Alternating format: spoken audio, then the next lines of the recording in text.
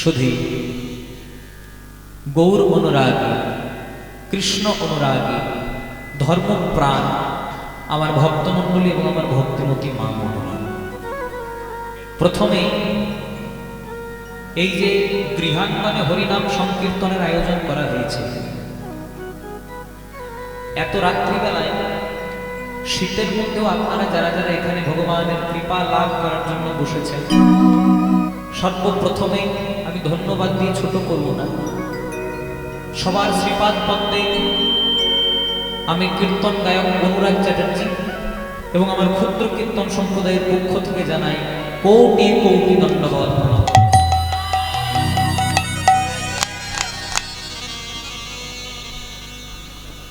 ভক্ত বড় শক্ত, পণ্ডিত রইল বসে, বৃক্ষের ফলটি বৃক্ষে রইল, কেবল পরিণত গেল বসে।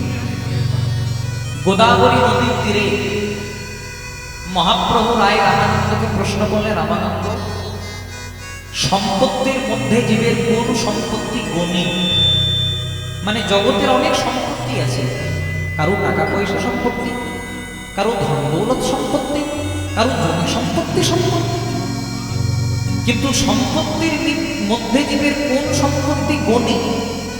মানে জগতের সর্ববৃহৎ সম্পত্তি কি? সেদিন রামানন্দ বলেন, প্রভু রাধা কৃষ্ণ প্রেম যার সংসারে সেই তো বড় ধনী। ধন থাকলে যেমন ধনী হওয়া যায়, মান থাকলে যেমন মানী হওয়া যায়, পাণ্ডিত্য থাকলে যেমন পণ্ডিত হওয়া যায়, তেমনি ভগবানকে পেতে গেলে লাগে ভক্তের মনের শুদ্ধ প্রেম এবং ভক্তি। কোথাও লেখা নাই যে রামায়ণ মুখস্থ যার রাম তার, কোথাও লেখা আছে? কোথাও লেখা নাই মহাভারত মুখস্থ যার কৃষ্ণ তার। আপনি যে কোনো শাস্ত্র ঘেটে দেখুন, আপনি 18 পুরাণ ঘেটে দেখুন, শুধু একটা সিদ্ধান্ত দিয়ে পৌঁছাবেন যে ভক্তি যার কেবল ভগবান তার। তাই আমরা রামায়ণ মহাভারত পড়তে হবে আমাদেরকে, কারণ আমরা হিন্দু সনাতন ধর্মের মানুষ, আমরা হিন্দু সনাতন ধর্মকে পছন্দ করি, আমরা হিন্দু সনাতন ধর্মকে প্রণাম নিবেদন করি। তাই যেমন সেখানে প্রণাম করতে হবে, তেমনি পিতা মাতার চরণে প্রণাম নিবেদন করতে হবে, তেমনি গুরুদেবের চরণে প্রণাম নিবেদন করতে হবে, তেমনি ভক্তের চরণে প্রণাম করতে হবে। আর এই যদি পিতা মাতা আর গুরুদেবের ভক্তের চরণে প্রণাম করতে পারেন, তাহলে ভগবান একদিন আপনি আপনার অন্তরে বসে আপনাকে কৃপা করবেন। তাই গৌরবান্বিত হয়ে, আর সেই কৃপা লাভ করার জন্য, সেই কৃপা পাওয়ার জন্য আমরা হরিবাসরে এসেছি। তাই প্রথমেই গৌরাঙ্গ মহাপ্রভুর একটি পদাবলী দিয়ে, যেহেতু আমরা পদাবলী কীর্তন গাই, তথ্য সব গাইব, কিন্তু পদাবলী আমাদেরকে মর্যাদা দিতে হবে। কারণ আমাদের বৈষ্ণব যারা সাহিত্যজন আছে বা বৈষ্ণব মহাজন যারা আছেন, পদকর্তারা, তারা আমাদের জন্য এমন জিনিস দিয়ে গেছেন, এর মধ্যে এমন রস যে আপনি যদি একবার ভেতরে প্রবেশ করেন আর বাইরে যেতে মন যাবে। তাই প্রথমে মহাপ্রভুকে স্মরণ করবো, মহাপ্রভুর একটি পদাবলী দিয়ে। যদি গোরা না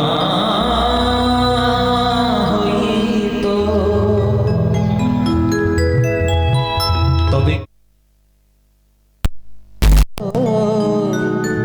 যদি গোরা না হইত কি মানে হইত, আমরা কেমনে ধরিতাম দে। যদি গোরা না হত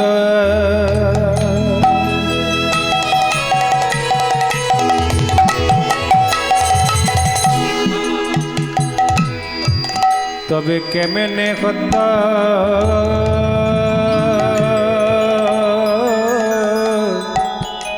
কেমনে ধরিতাম দেহে।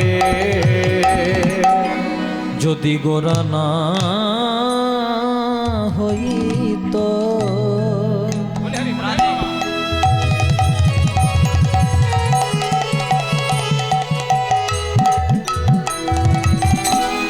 তবে কি মেনে হইত,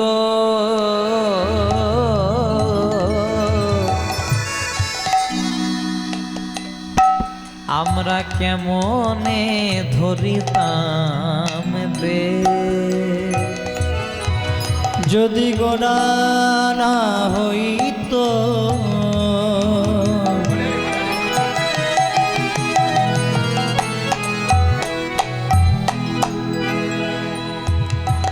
তবে কেমনে হইতো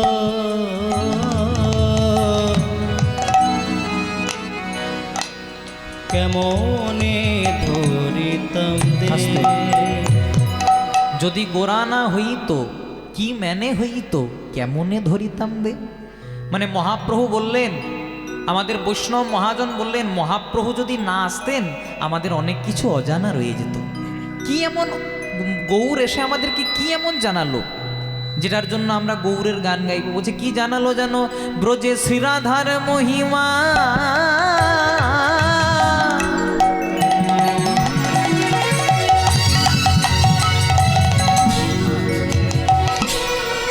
যে নাম ব্রজে ছিল নদিয়ায় ছিল না, যে নাম দাপরে ছিল পলিতে ছিল না, সেই শ্রীরাধার মহিমা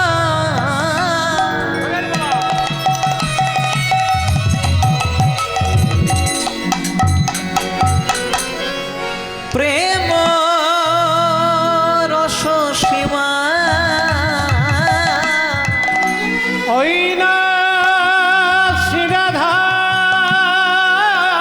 মহিমা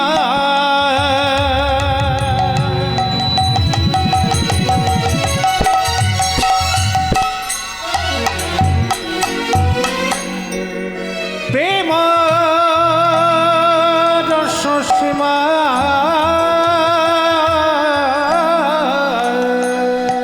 বলে জগতে জানা তো কে, জগতে জানা তো কে, ওই না শ্রীরাধারে মহিমা প্রেম রস সীমা জগতে জানাত কে, জগতে জানাত কে, কে জানা তো, কে জানাত, কে জানা তো কে জানাত ব্রজে রাধার মহিমা, কে জানা তো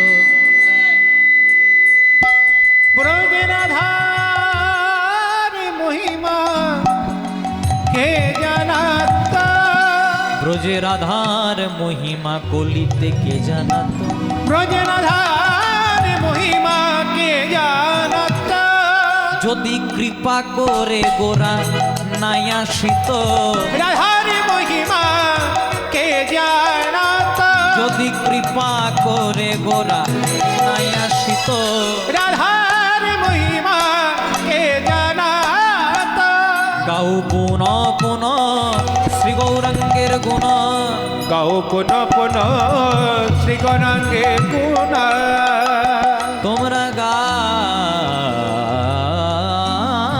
পুন পুন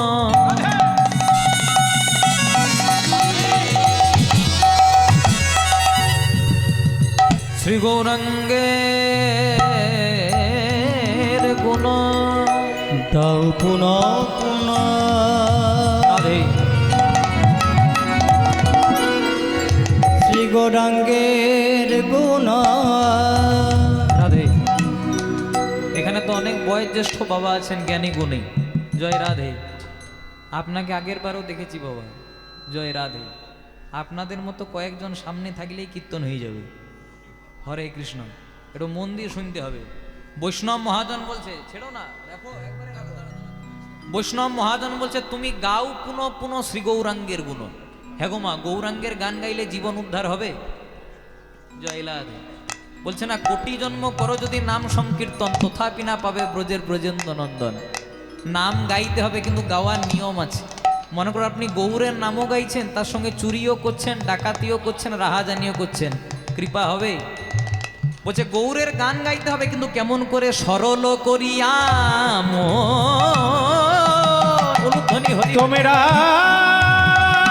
গাও পুন পুন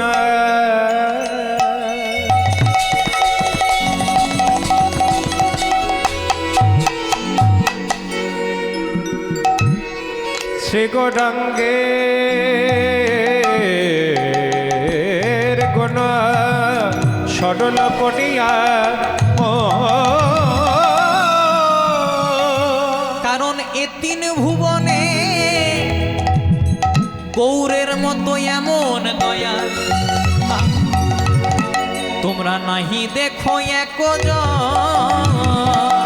এই তিন ভুবনে গৌরের মতো এমন দয়া নাহি দেখি এক আবার তিন ভুবনে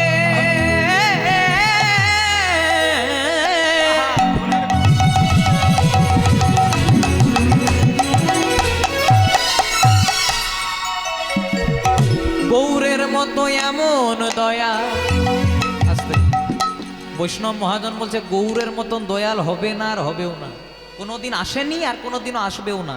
কেন? সত্য যুগে যিনি নারায়ণ, ত্রেতা যুগে তিনিই রাম, দাপর যুগে তিনিই কৃষ্ণ, আবার কলিকালে তিনিই গৌর। তাহলে গৌরের মধ্যে কি এমন আছে যেটা বৈষ্ণব মহাজন নারায়ণের মধ্যে পেলেন না, যেটা রামের মধ্যে পেলেন না, যেটা কৃষ্ণের মধ্যে পেলেন না? বৈষ্ণব মহাজন বলছে আছে আছে, শুধুই আমি গৌরের গান গাইতে বলি না, আছে। এ তিন ভুবনে গৌরের মতো দয়াল হবে না, তার কারণ আছে কি না, সত্য যুগে নারায়ণ এনেছিল সুদর্শন চক্র, ত্রেতা যুগে রামচন্দ্র আনলেন তীর ধনুক, দাপর যুগে কৃষ্ণ অস্ত্র নিলেন মহাভারতের যুদ্ধে। কিন্তু কলিকালে যে এসেছে না, সে গদাও আনে নাই, তীর ধনুক আনে নাই, সুদর্শন চক্র আনে নাই। তাহলে কি আনলো? হরি নাম দিয়া নিতাই গৌর হরি হরি।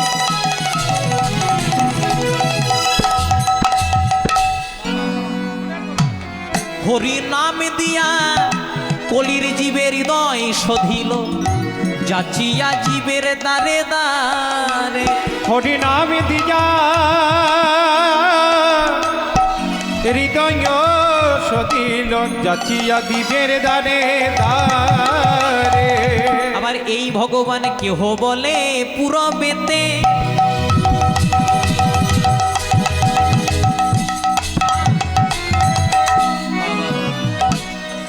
কেহ বলে পুরবেতে এই ভগবান রাবণ বধিলা।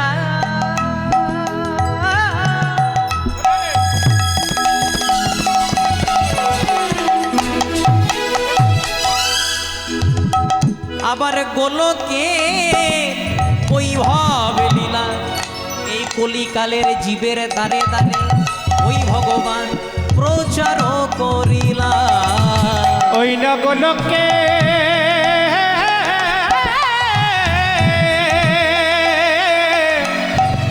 বৈভব লীলা প্রচার করিলা। তাই মহাপ্রভু বললেন, ওগো দাদা নিত্যানন্দ,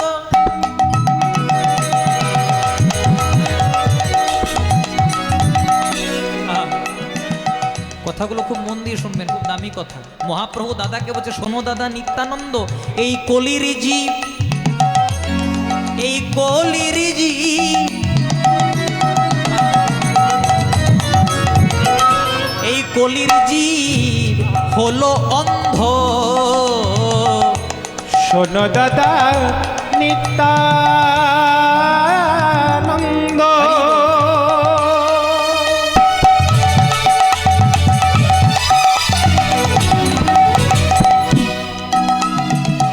এই কলির জীব, কলির জীব হলো জ্ঞানন্ধ। শোনো দাদা নিত্যানন্দ, মহাপ্রভু দাদাকে বলছে, দাদা এই কলির জীব হলো অন্ধ, মানে আমাদেরকে অন্ধ বলছে। আচ্ছা মায়েরা, তোমরা আমাকে দেখতে পাচ্ছ, আমিও তোমাদেরকে দেখতে পাচ্ছি, তাহলে অন্ধ কেন বলছে? বুঝে না, না সেই অন্ধের কথা বলেন নাই, এই কলির জীব হলো জ্ঞান অন্ধ। ওই না শোনো দাদা নিত্যানন্দ,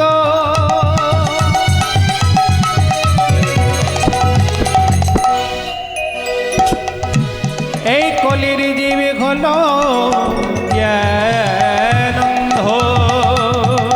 শোনো দাদা নিত্যানন্দ, দাদা নিত্যানন্দ, দাদা নিত্যানন্দ,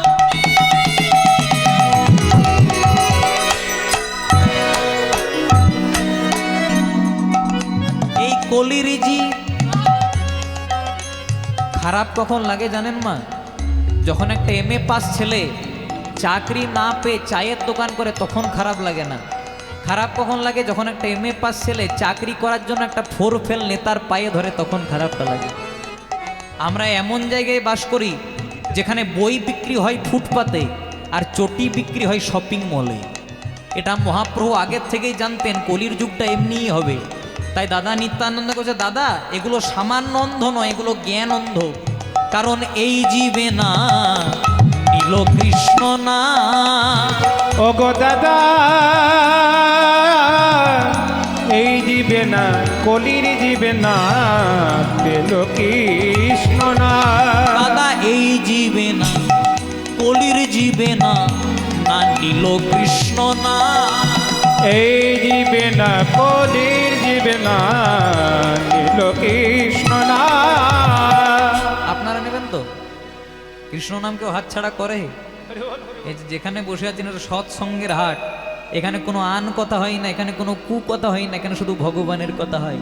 তাই মহাপ্রভু বললেন, ওগো কলির জীব একবার বদনে ভরে হরি বলো ভাই। তোমরা বদনে ভরে হরি বলো ভাই।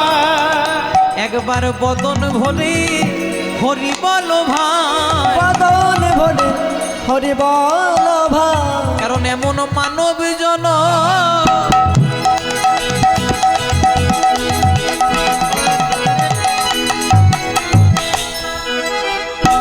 এমন মানব জন আর হয় কি না হয়।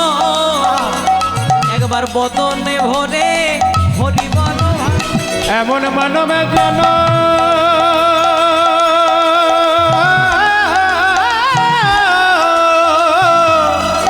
হয় কি না হয়, বদনে ভরে হরি বলো ভাই। বলে পেয়েছো যখন বলে নাও গো, একবারে বদনে ভরে হরি বলো ভাই। সবাই বাহু দুটি ঊর্ধ্বে।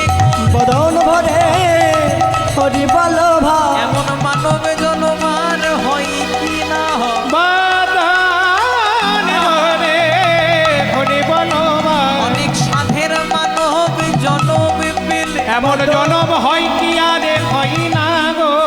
সাধের মানব জনম পেয়ে বদন ভরে হরি বল ভাই। এমন মানব জনম হয় কি না হয়। একেবারে বদনে ভরে হরি বলো ভাই। বলে দীপ্ত মোদের ফুরিয়ে গেল, সময় থাকতে হরি বলো ভাই। দীপ্ত মোদের ফুরিয়ে গেল। আমাদের কথায় কথায় বেলা হলো, মায়েরা ইউলু ইউলু হলো দাও গো। বদন ভরে হরি বল ভাই। মানব জনমে হয় কি না হয়। বদন ভরে হরি বল ভাই। এবারে মানব জনমে হয় কি না বদন হয়। ভরে হরি বল ভাই। মানব জনমে হয় কি না হয়। বদন ভরে হরি বল ভাই। দুটি হ্যাঁ দণ্ড বাহু তুলে বদন ভরে হরি বল ভাই। ওকে হরে কৃষ্ণ হরি বলে। বদন ভরে হরি বল ভাই। দুটি হ্যাঁ দণ্ড বাহু তুলে বদন ভরে হরি বল ভাই। একবার হরি হরি হরি আহা প্রেমানন্দে বাহু তুলে। হরি হরি হরি বলে। প্রেমানন্দে বাহু তুলে। হরি হরি হরি বলে। প্রেমানন্দে বাহু তুলে। হরি হরি হরি বলে। প্রেমানন্দে বাহু তুলে বদন ভরে